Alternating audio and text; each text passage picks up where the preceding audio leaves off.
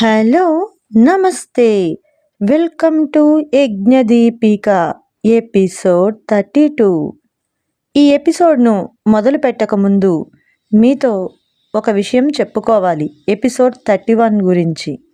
గత ఎపిసోడ్లో మధ్యలో గ్యాప్ ఎక్కువగా రావటం వల్ల మీకు వినేందుకు కాస్త ఇబ్బందిగా, అంతరాయంగా ఉండవచ్చు.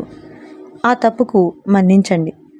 ఇక ఆ ఎపిసోడ్లో పాట ఏదో నాకు స్ఫురణకు వచ్చింది, రాశాను. నోటికి వచ్చిన రాగం పాడాను. దయచేసి ఆ పాటలోని రాగాలు, తాళాలు తప్పులెంచకండే. ఏదో కూని రాగం. ఇలా నా కథకు మీరు సపోర్ట్ ఇస్తూ నన్ను ముందుకు నడపవలసిందిగా ఆశిస్తూ ఈ కథలోకి దిగిపోదాం. ఎపిసోడ్ 32. అలా పరంధామయ్యను ఆ ఇంట్లో వదిలిపెట్టి మన వాళ్ళందరూ తిరిగి సిటీకి వచ్చేశారు. మళ్ళీ పరంధామయ్యకు ఫోన్ లాంటివి వస్తే జగతిని, దీపికను తేలిగ్గా కనుగొనవచ్చని త్రినేత్ర తన ఏజెంట్స్ను పరంధామయ్య దగ్గరకు పంపాడు. ఇక్కడ కూడా ఇంట్లోని వాళ్ళందరి ఫోన్లకు అతని దగ్గర ఉన్న ల్యాప్టాప్ కనెక్షన్లోనే పెట్టాడు. యజ్ఞ వాళ్లకు లొంగిపోయి తమ బుద్ధిని మార్చుకొని మంచిగా మారిన ఆ వాలాస్ను కూడా ప్రశ్నిస్తూ ఉన్నాడు. మీ జగతి మేడం కిడ్నాప్ చేస్తే వాళ్లను ఎక్కడ దాస్తుంది అని అడుగుతున్నాడు త్రినేత్ర. దానికి వాళ్ళు, ఆ విషయంలో మాకు జోక్యం ఉండదు. మా వరకు పిలిచి ఆమె ఏం చేయమంటే అది చేస్తాం. అంతేకాని మా వరకు ఇంతవరకు కిడ్నాపుల్లాంటివి మీకు మీ విషయంలో తప్ప మరెవరి విషయంలోనూ చెయ్యలేదని చెబుతూ, ఆమె మాట వినకుంటే వాళ్లను కొట్టి కాళ్ళు చేతులు మా చేత విరిపించడం లాంటివి చేయిస్తుందని మాత్రమే మాకు తెలుసని వాళ్ళు చెబుతూ ఉన్నారు. మరి ఆవిడకు ఇంకెక్కడైనా స్థావరాలున్నాయా అని అడుగుతాడు త్రినేత్ర. మాకు తెలిసినంతవరకు లేవు సార్. ఇదిగో ఈ యజ్ఞబాబును చంపే ప్రయత్నంలోనే ఆ రోజు ఈ ఇంట్లోకి ఒక వంటావిడను ఏర్పాటు చేయడానికని ఆమె కొడుకును అలా చేశాం. ఆ ప్రయత్నంలో భాగంగానే ఆ ప్రత్యేకమైన పాము విషం కోసం ఆ పాము విష పరిశోధకుల కుటుంబాన్ని బంధించాం. మాకు తెలిసి మేం మనుషుల్ని దాచిపెట్టినవి ఇవే. మరి ఆమె మిగిలిన వారితో ఏం చేయిస్తుందో మాకు తెలియదుగా సార్ అని అంటారు ఆ వాలాస్. ఇక దీపికను వెతికే మార్గాలు వదలకుండా అన్ని విధాలుగా వెతుకుతూనే ఉన్నారు జగదీశ్వర్. ఎవరి మనసు ప్రశాంతంగానూ లేదు. దీపికను ఎలా రక్షించి తెచ్చుకోవాలా అని విధాలుగా ఆలోచిస్తున్నారు. పొద్దుపోయింది, దీపాలు వెలిగాయి. కానీ దీపిక కంటి ముందుకు రాలేదు. యజ్ఞకు తలచి కుములుతున్న కన్నవాళ్ళు 6:30 గంటలకు పైన నిశ్శబ్ద శోకంతో ఉన్న ఆ ఇంట్లో శబ్దం చేస్తూ మోగుతోంది యజ్ఞ ఫోన్. అంతా చూస్తున్నారు. ఏదో కొత్త నెంబర్ అంటున్నాడు యజ్ఞ ఫోన్ వైపు చూస్తూ. వెంటనే త్రినేత్ర, ధనులు ల్యాప్టాప్లో పడ్డారు. మాట్లాడు అంటూ సైగ చేస్తున్నారు. ఫోన్ ఆన్ చేసి చెవిలో పెట్టుకొని హలో అన్నాడు యజ్ఞ. ఫోన్ నుండి ఏం వినిపించలేదు యజ్ఞకు. సైలెంట్గా ఉంది. మళ్ళీ హలో అంటున్నాడు. హలో అని తిరిగి అవతల నుండి స్వరం వినిపించింది యజ్ఞకు. ఆ స్వరం వినంగానే జీవం వచ్చిన వాడిలా తేరుకొని కళ్ళు పెద్దవి చేసి వింటున్నాడు యజ్ఞ. హలో దీపిక అని అన్నాడు యజ్ఞ. యజ్ఞ నేను దీపికని అంటూ ఏడుస్తున్న స్వరంతో తొణుకుతూ మాట్లాడుతుందామె. దీపిక ఎక్కడున్నావు? దీపిక ప్లీజ్ దీపిక చెప్పు ఎక్కడున్నావు అని అంటున్నాడు యజ్ఞ. దీపిక ఏడుస్తూ, యజ్ఞ నేను ఇప్పుడు ఎక్కడున్నానో కూడా నాకు తెలియట్లేదు యజ్ఞ. కానీ ఇది ఒక అడవి ప్రాంతంలో ఉంది. చుట్టూ చెట్లు, ఒక్క లైట్ కూడా లేదు. సాయంత్రం అవుతోంది, రాత్రవుతోందో నాకు అర్థం కావట్లేదు యజ్ఞ. ఇప్పటికే చీకటిగా ఉంది. నన్ను వాళ్ళు ఇక్కడ ఒక చోట పాడుబడ్డ ఇల్లు ఒకటి ఉంటే అందులో బంధించి ఉంచారు. ఆ జగటి ఎటో వెళ్ళింది. నాకు కాపలాగా 2 రౌడీలున్నారు. ఒకడు తాగి పడిపోయాడు. ఇది వాడి ఫోనే. అది తీసుకొని ఇంటి బయట వైపు అటు తిరిగి నిల్చున్న రెండవ వాడి కంట పడకుండా ఎలానో తప్పించుకొని ఇలా చెట్ల చాటుకు చేరాను. చుట్టూ ఏమీ కనిపించట్లేదు, ఏమీ అర్థం కావట్లేదు. కానీ యజ్ఞ నా దగ్గర 2 ఉంచింది. ఆమెతో పాటు ఇంకా చాలామంది ఉన్నట్టున్నారు యజ్ఞ. ఇప్పుడు ఖచ్చితంగా వాళ్ళు నన్ను వెతుక్కుంటూ వస్తారు. నన్ను మళ్ళీ తీసుకొని వెళతారు యజ్ఞ. ముందుకు వెళదామంటే ఎటు వెళ్ళాలో అర్థం కావట్లేదు. మొత్తం చీకటి, చుట్టూ చెట్లు, దూరంగా ఏవేవో పక్షులు, జంతువులు అరుపులు. యజ్ఞ యజ్ఞ ప్లీజ్ త్వరగా రా యజ్ఞ. నాకు చాలా భయంగా ఉంది. ఈ చోటు, ఈ ప్రాంతం, ఆ జగతి, ఆమె మనుషులు చూస్తుంటే భయంగా ఉంది యజ్ఞ. యజ్ఞ నాకు ఆ వీర్గాడికి పెళ్లి చేస్తుందంట యజ్ఞ. అలా జరిగితే ఇక నాలో ప్రాణం ఉండదు యజ్ఞ. ఈ ప్రాణం ఉన్నంత వరకు ఈ దీపిక యజ్ఞ దీపికలానే ఉండాలి.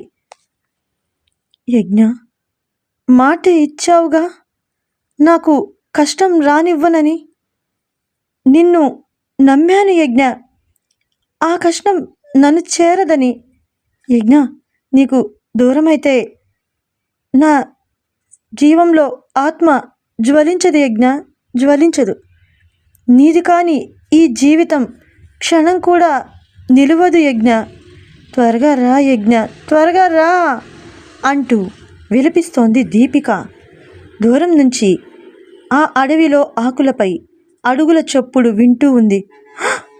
అదిగో యజ్ఞ, ఎవరో వస్తున్నట్టున్నారు. ఇప్పుడెలా, ఎటెళ్ళడం అంటూ ఉంది యజ్ఞతో దీపిక. రేయ్ అదో అక్కడుంది అని ఆ రౌడీల మాటలు కూడా యజ్ఞకు వింటున్నాయి.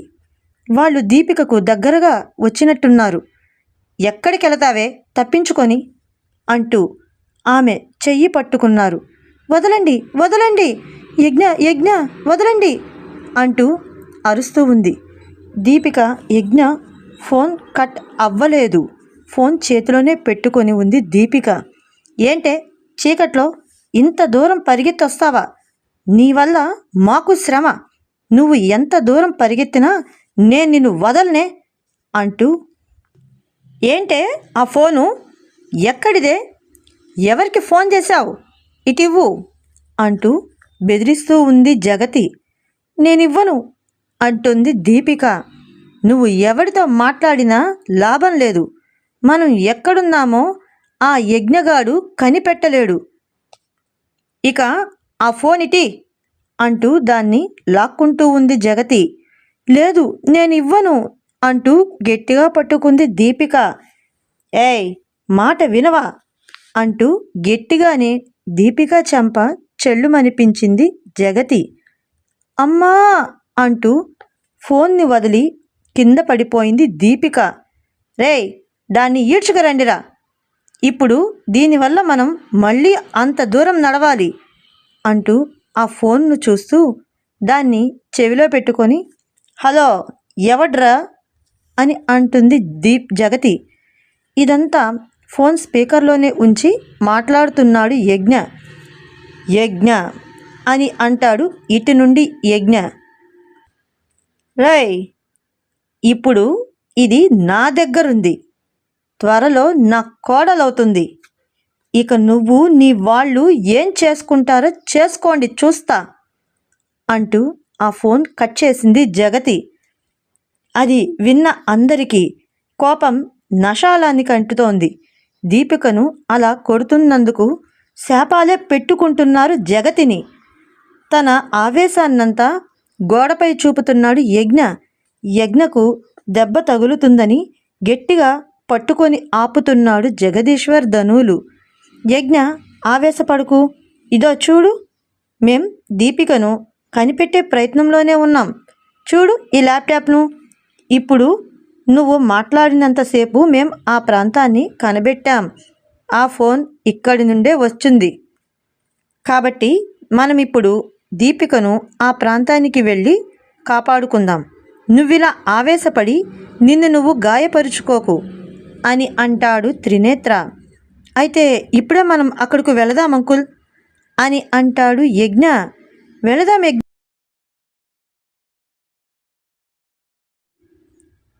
విన్నావుగా, దీపిక నీతో చెప్పిందిగా తన దగ్గర కొంతమంది రౌడీలు గుండాలు ఉన్నారని. మనం ఇలా నేరుగా వెళితే నీకు ప్రమాదం జరగచ్చు. కాబట్టి కొంత ఓపిక పట్టు. దానికి తగ్గ ఏర్పాట్లతోనే వెళదాం. పొద్దున వరకు కాస్త వెయిట్ చేయి. రాత్రికే ఆ ఏర్పాట్లన్నీ పూర్తి చేస్తాను. పొద్దున్నే వెళ్ళి ఆమెను తెచ్చేసుకుందాం. సరేనా? కొద్దిగా కూలవు. మొత్తానికి దీపిక ఉండే ఏరియా అయితే మనకు తెలిసిందిగా అన్ను మాటలు చెబుతూ ఉన్నాడు త్రినేత్ర యజ్ఞకు. అన్నట్టుగానే త్రినేత్ర, జగదీశ్వర్లు దీపికను కనుగొనేందుకు తగిన ఏర్పాట్లను చూసుకుంటూ ఉన్నారు రాత్రంతా. ఇక ఉదయానికల్లా సీతకై రామునిలా ప్రయాణమయ్యాడు యజ్ఞ. యజ్ఞకు దీపికను వెతికి పెట్టడానికి సహాయంగా ధను సిద్ధంగా ఉన్నాడు. త్రినేత్ర ధనుతో జాగ్రత్తలు చెప్తూ ఉన్నాడు. మీతో నేను కనెక్ట్లోనే ఉంటాను ధను. నీకక్కడ సహాయంగా మన వాళ్ళు ఉన్నారు. అవసరమైతే పిలువు, వస్తారు. మీకు తోడుగా జగదీశ్వర్ అంకుల్ అక్కడి వాళ్లతో మాట్లాడిన స్పెషల్ పోలీసులను ఏర్పాటు కూడా చేశాడు అంటూ చెబుతూ ఉన్నాడు. వరుణ్ దేవులు కూడా మళ్ళీ బ్యాగులతో వచ్చేశారు. ఇది చాలా ప్రమాదం. ఈసారి నేను ఒప్పుకోను. మీరు తిరిగి మీ ఇళ్లకు వెళ్ళండి అని చెప్పాడు యజ్ఞ. యజ్ఞ మాటలను వాళ్ళు పట్టించుకోలేదు. రే యజ్ఞ, మేం లేకుండా నీ ప్రయాణం కుదరదు. మేము వస్తాం అని గట్టిగా చెప్పి బండెక్కి కూర్చున్నారిద్దరూ. ఆ నలుగురి ప్రయాణం ఇంటి నుండి మొదలయింది. మళ్ళీ ఇంతకుముందు ఆ నలుగురి ప్రయాణంలో ఉన్న సరదా ఈసారి లేదు. ఎవరికి వాళ్ళు ముభావంగా ఉన్నారు.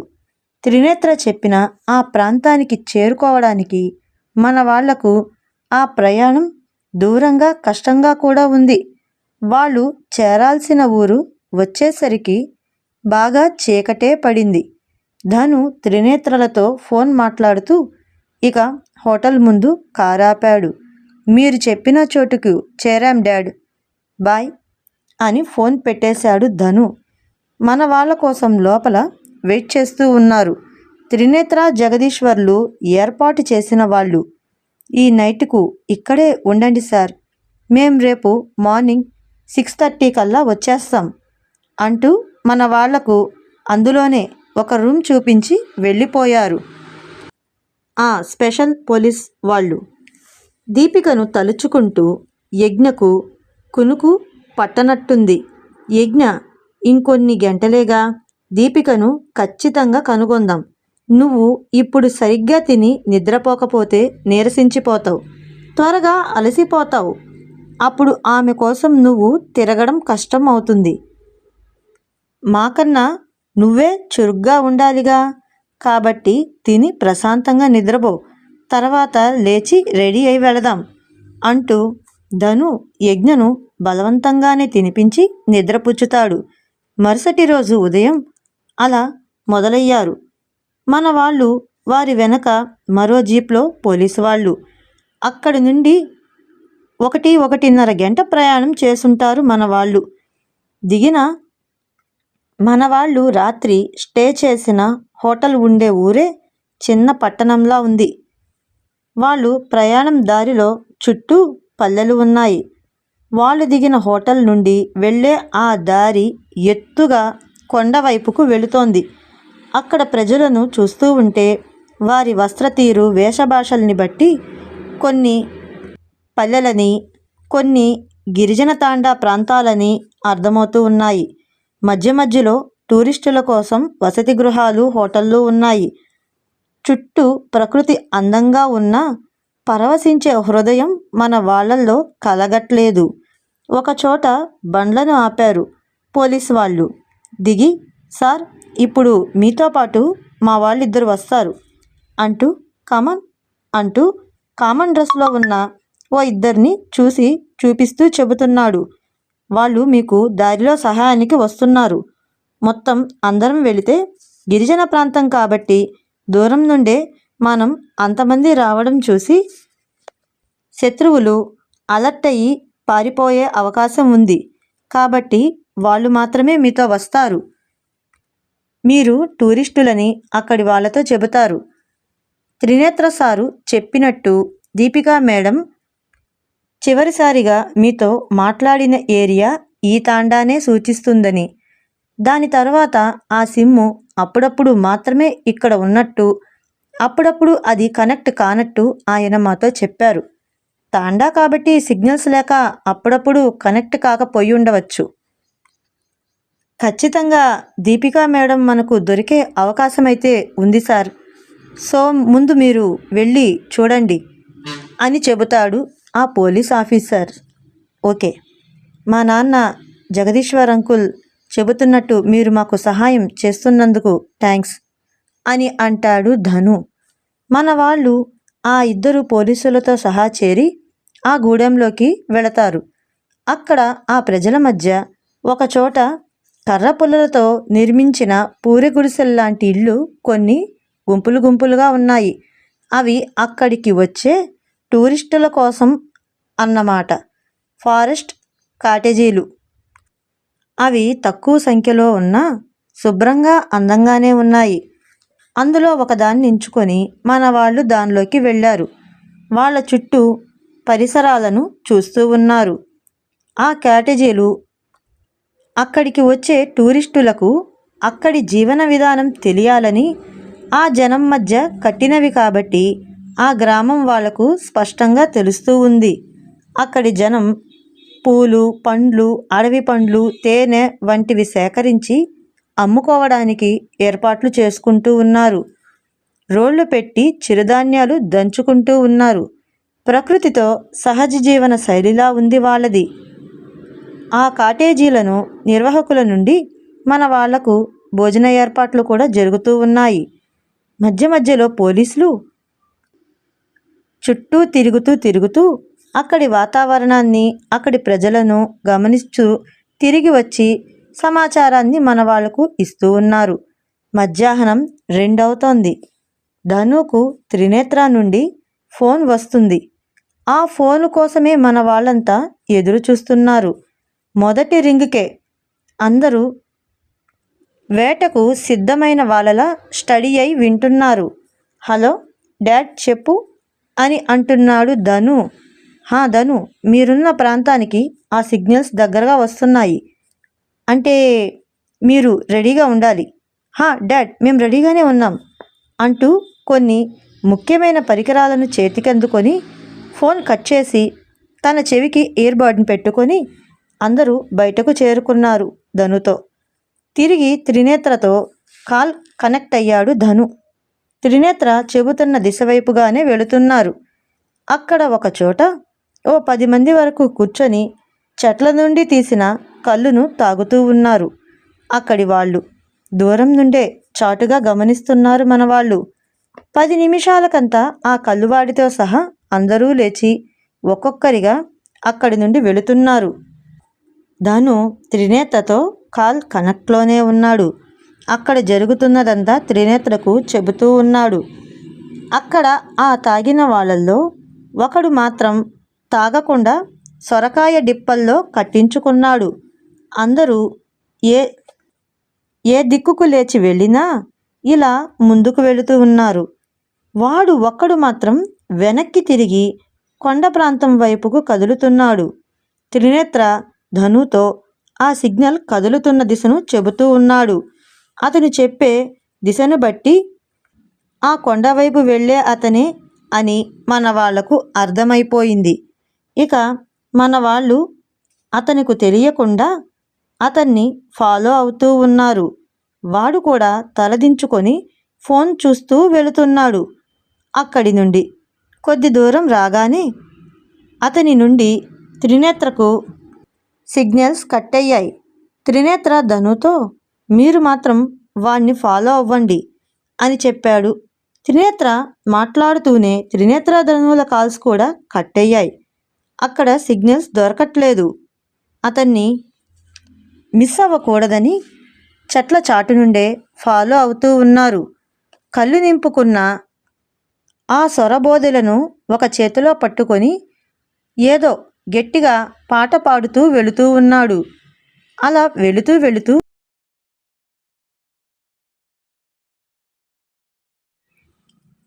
వాడు అక్కడ ఎందుకు ఆగాడా అని మన వాళ్ళు పోలీసులతో సహా చెట్ల చాటు నుండి తొంగి చూస్తున్నారు. అలా ఆగినవాడు వెనక్కి తిరిగాడు. ఓ నలుగురు రౌడీలు పరిగెత్తుకుంటూ వచ్చి ఆ బండవాడి పక్కన నిలుచున్నారు. రేయ్, నన్ను మీరు ఫాలో అవుతున్నారని నాకు తెలుసు. ఎవరు మీరు? రండి నా ముందుకు. ఎందుకు నా వెనకొస్తున్నారు చెప్పండి. నేరుగా తేల్చుకుందాం. రండిరా అని అరుస్తాడు. మనం ఫాలో అవుతున్నామని వాడికి తెలిసినట్టుంది సార్. అసలు వాణ్ణి అక్కడే పట్టి గట్టిగా కొట్టి ఉంటే బాగుండేదేమో సార్ అని అంటాడు వరుణ్. లేదు వరుణ్, కొందరు ఎంత కొట్టినా నిజం చెప్పరు. పైగా వాడు తప్పించుకోవడానికి ఆ ఫోన్ నాది కాదు దొరికింది అని అబద్ధాలు కూడా చెప్పవచ్చు. అందుకే వాణ్ణి సైలెంట్గా ఫాలో అయ్యి దీపికను కనిపెడదామనుకున్నాం. కానీ వాడు ఫాలో అవుతున్నట్టు తెలుసుకొని ఇలా తన వాళ్లను దింపాడు. అంటే మనం ఫాలో అవుతున్నట్టు వాడు వాళ్లకు మెసేజ్ పెట్టినట్టు ఉన్నాడు అని అంటాడు ధను. పిరికి వాళ్ళలా అలా దాక్కుంటారేం, రండిరా అని అరిచాడు ఆ బండవాడు. వాడితో కలిపి అక్కడ 5 ఉన్నారు సార్, పట్టేసుకుందాం అంటూ పోలీసులు మన వాళ్ళు కలిసి ఆ రౌడీలను కొట్టడానికని వాళ్ళ చేతుల్లోకి వంగి అక్కడ ఉన్న చెట్ల నుండి పడి ఉన్న కర్ర దుంగలను పట్టుకుంటారు. యజ్ఞ మాత్రం తన చేతులతోనే తలపడేందుకు అడుగులు ముందుకు వేస్తున్నాడు. ఆ రౌడీల ముందుకు వెళుతున్న మన వాళ్ళ చుట్టూ అక్కడి చెట్లపై నుండి టపీ టపీమని మరికొందరు దూకి వాళ్లకు అడ్డుగా నిల్చున్నారు. ముందున్న వాడిని పిడికిలి బిగించి మరి ముఖంపై కొట్టాడు యజ్ఞ. బ్యాలెన్స్ తప్పి వెనక్కి పడ్డాడు వాడు. మన వాళ్ళు పోలీసులతో కలిసి 6, అటువైపు ఉన్న రౌడీలు మన వాళ్ళకన్నా ఎక్కువ మందే ఉన్నారు. ఓ 20 మంది వరకు ఉండొచ్చు. క్షణం గ్యాప్ ఇవ్వకుండా ఆ రౌడీలు మన వాళ్ళపైకి వస్తూనే ఉన్నారు. పోలీసులు కూడా వాళ్లను కొట్టే దెబ్బలకు వాళ్లకు చుక్కలు కనబడుతున్నాయి. ధను ఒక్కొక్కడిని తన దగ్గరున్న యాంటీనా డివైజర్తో షాక్లా మరో చేత్తో పిడికిలి బిగించి కొడుతూ ఉన్నాడు. దేవ్ వరుణ్లు కలిసి ఒక్కొక్కరిని పట్టి చావగొట్టేస్తున్నారు. యజ్ఞపై ఒక్కసారితో ఇద్దరిద్దరుగా దాడి చేస్తుంటే వాళ్లను ఎత్తి కొట్టి మట్టి కరిపించేస్తున్నాడు. కానీ ఉన్న ఆ 6 20 మందిని ఆపలేకున్నారు. వెంటనే యజ్ఞ తన గన్ తీశాడు. పోలీసు వాళ్ళు కూడా వాళ్ళ గన్స్ తీశారు. ఆ రౌడీల వైపు గురిపెట్టినట్టు పెట్టి పట్టుకున్నారు. దెబ్బకు వాళ్ళు కొంచెం తగ్గారు. రేయ్, మర్యాదగా లొంగిపోండి. దీపికా మేడం ఎక్కడున్నారో చెప్పండి, లేకుంటే మిమ్మల్ని ఇక్కడికిక్కడే కాల్చేస్తాం అంటూ బెదిరించారు పోలీసు వాళ్ళు. వాళ్లను చెప్తారా లేదా అంటూ షూట్ చేయబోయాడు యజ్ఞ. దూరం నుండి ఇసురుగా ఒక చిన్న రాయి వచ్చి యజ్ఞ గన్నుకు బలంగా తగిలింది. అది కింద పడిపోయింది. ఏం జరిగిందా అని చూసుకునేలోగే మళ్ళీ రాళ్ళు తగిలి పోలీసు వాళ్ళ గన్నులు కూడా కింద పడ్డాయి. దాంతో రాళ్ళు వచ్చిన వైపుకు చూడగా దూరం నుండి చెట్ల వైపు నుండి ఓ 4 ఉండేలుతో రాళ్లను గురిచూసి మన వాళ్ళ వైపుకు కొడుతున్నారు. వాళ్ళు అలా కొట్టుకుంటూ కూడా మన ముందుకు వస్తూ ఉన్నారు. గన్నులు పడిపోవడంతో అదునుగా భావించి మళ్ళీ ఆ రౌడీలు మన వాళ్ళపై దాడి చేస్తున్నారు. మన వాళ్ళు తిరిగి ప్రతిదాడి చేస్తున్నారు. ఆ పోరాటంలో గుంపుగా అందరూ మన వాళ్ళపై విరుచుకుపడుతూ ఉన్నారు. యజ్ఞ చేత దెబ్బలు తిన్నవాళ్ళు చతికిలబడి మళ్ళీ పైకి లేవలేకపోతున్నారు. పోలీసుల చేత దేవుల చేత దెబ్బలు తిన్నవాళ్ళు వెనక్కి తగ్గి మళ్ళీ తిరిగి ప్రయత్నిస్తూ ఉన్నారు. వరుణ్ కూడా కొంత పోరాడుతూనే ఉన్నాడు. ఎవరికి వాళ్ళు దాడి ప్రతిదాడుల్లో ఉన్నారు. ముందు నుండి ఏమీ చెయ్యలేక ఒకడు వెనక నుండి వచ్చి ముందున్న వాళ్ళను నెట్టి మరీ యజ్ఞను కత్తితో పొడిచాడు. కత్తి దాటికి యజ్ఞ ఆ అంటూ మోకాళ్ళపై పడి కిందకు ఒదిగిపోయాడు. యజ్ఞ స్వరానికి బిత్తరపోయి చూశారు మన వాళ్ళందరూ. దేవ్, వరుణ్, పోలీసు వాళ్ళు యజ్ఞ అలానే ముందుకు వంగి పడిపోయాడు. వెంటనే అక్కడి నుండి పారిపోయారు ఆ రౌడీ ముఠా వాళ్ళు. పడిపోయిన యజ్ఞ దగ్గరకు చేరుకున్నారు మన వాళ్ళు. కత్తిని వీపులో వెన్నెముకకు దగ్గరగా దించి ఉన్నారు. రక్తం పోతోంది. యజ్ఞ మాట్లాడలేకున్నాడు. కళ్ళు మూతలు పడిపోతున్నాయి. యజ్ఞ యజ్ఞ అంటూ మన వాళ్ళు గొంతులు వినబడుతున్నాయి. కానీ యజ్ఞ స్పందించలేకున్నాడు. యజ్ఞ పరిస్థితికి మన వాళ్లకు గుండెదడ పెరిగిపోతోంది. సార్, లేట్ చేయొద్దు అంటూ ఆ పోలీసులు ఇద్దరు యజ్ఞను చెరోవైపు పట్టుకొని వచ్చిన దారికే తిరిగి కదులుతున్నారు. అక్కడి నుండి మొదట ఆ రౌడీ కళ్ళు తాగినాడే ఆ ప్రదేశానికి చేరుకున్నారు. అక్కడి నుండి యజ్ఞను దేవులు తీసుకున్నారు. అక్కడి నుండి తిరిగి సిగ్నల్స్ అందుకున్నాయి మన వాళ్లకు. పోలీసులు త్రినేత్రకు, ఆయన అధికారులకు విషయం ఫోన్లోనే చెప్పారు. పరుగు పెడుతూనే తాండాలోకి వెళ్ళి తోపుడు బండిని తెచ్చి దానిపై పెట్టారు యజ్ఞను. ఆ బండిని నెట్టుకుంటూ పరిగెట్టుకుంటూ వేగంగా అక్కడి నుండి ఆ తాండా ప్రాంతం నుండి బయటకు రోడ్డు మీదకు చేరుకున్నారు.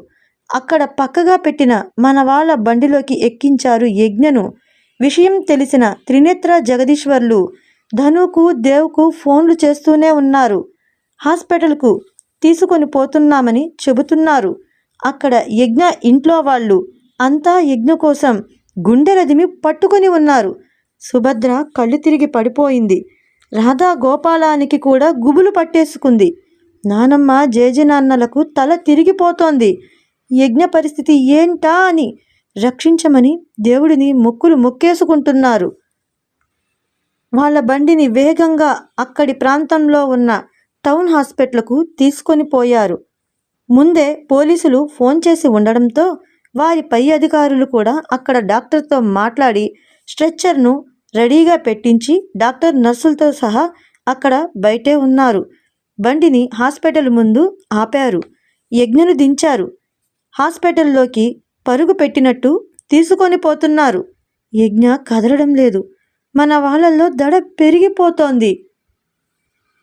ఓకే ఫ్రెండ్స్, యజ్ఞ పరిస్థితి ఎలా ఉందో, యజ్ఞ ఎలా కోలుకుంటాడో, అక్కడ దీపిక పరిస్థితి ఎలా ఉందో, యజ్ఞ దీపికలు మళ్ళీ ఎలా ఒక్కటవుతారో తెలుసుకుందాం. వచ్చే ఎపిసోడ్లో కలుద్దాం.